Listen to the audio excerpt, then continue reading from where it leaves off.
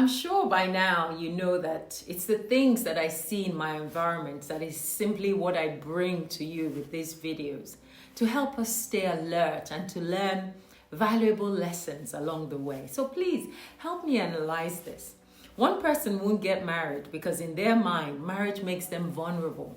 And should the wife they marry decide to divorce them, then they'll likely lose half of all their hard-earned income, which she probably never worked a day in her life for. And so that fear of losing their wealth will not let them commit to any marriage. They're quite happy to just have a partner that they insist they love very much and is prepared to have children with, maybe even 2 or 3 kids, but with zero commitment, no strings attached. Well, this is the perfect scenario for many people now as they navigate this thing called life. And I absolutely respect it. Another one has recently had a burglary. So he decides that, he needs to step up his home security.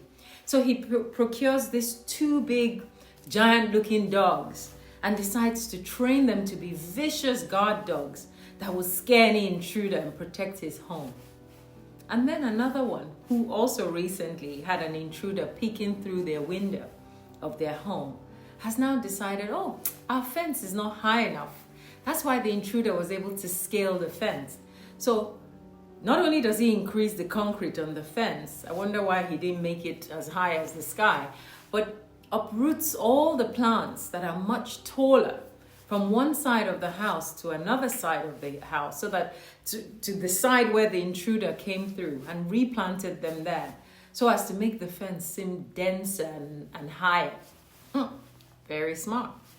And then this last guy, he doesn't want a multi-purpose hall to be built in a particular area, a hall that will serve members of his community, because it's very far from where he lives and he would rather not commute from such a far place. I mean, it would be difficult for him to transport himself to the hall daily or weekly. So he'll rather not have it in that location and decides to vote against it. I guess he'll much prefer it in his backyard, his back garden. What do these people all have in common, if you ask me?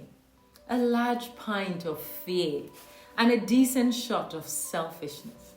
In fact, they should all raise a toast, raise a glass to living life in fear and selfishness. No, this is not how we live.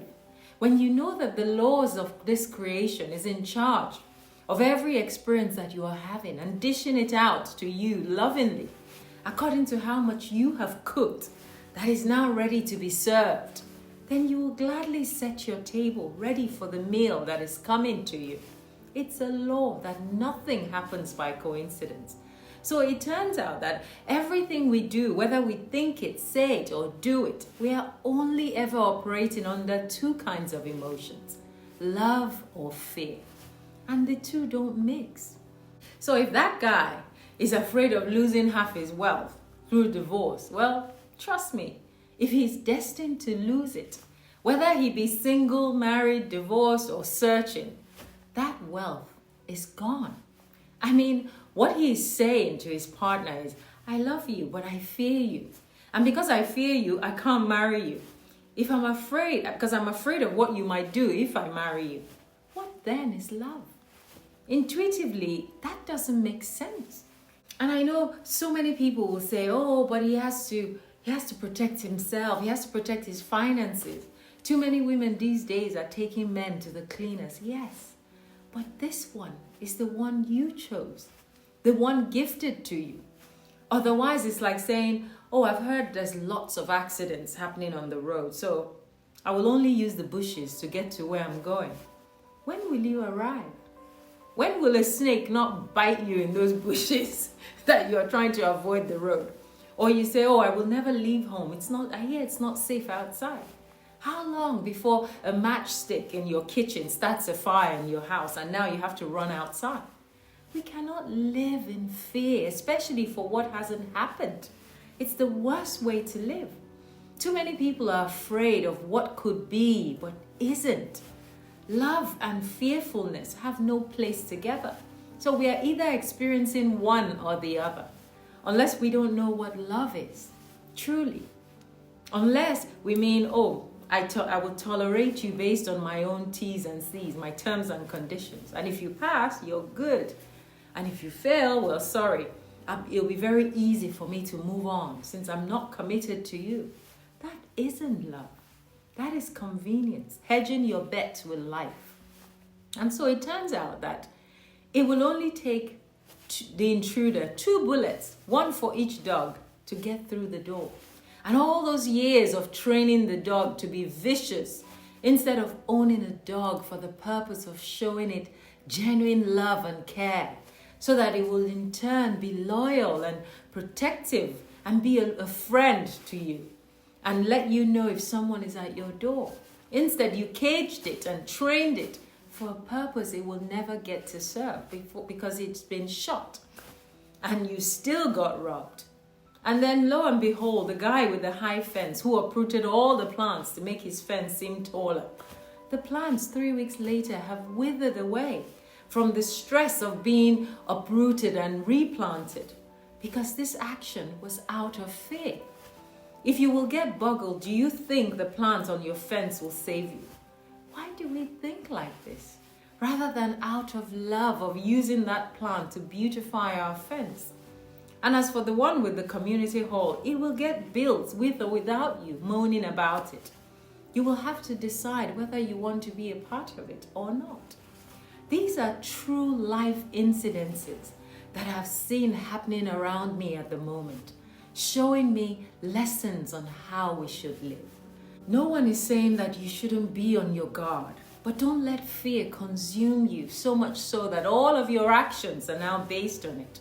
You can't use people, places, and things to shield yourself. Life is going to happen to you. And your why is so important, your true intentions before doing anything. It helps guide you. Is it out of love or is it out of fear? Because anything born out of fear amounts to nothing and is short-lived. But actions that are born out of love have longevity and lasting values. Action born out of trust in the light and not for our own selfish desires. Focus on making the best of the present situation because who knows tomorrow? So why live in fear of tomorrow? When I started making these videos nearly 4 or 5 years ago, my why was not even for this generation. It wasn't for likes and shares and comments or the need to go viral. It was for that one sentence that will resonate with that one listener, even if it's 20 years from now.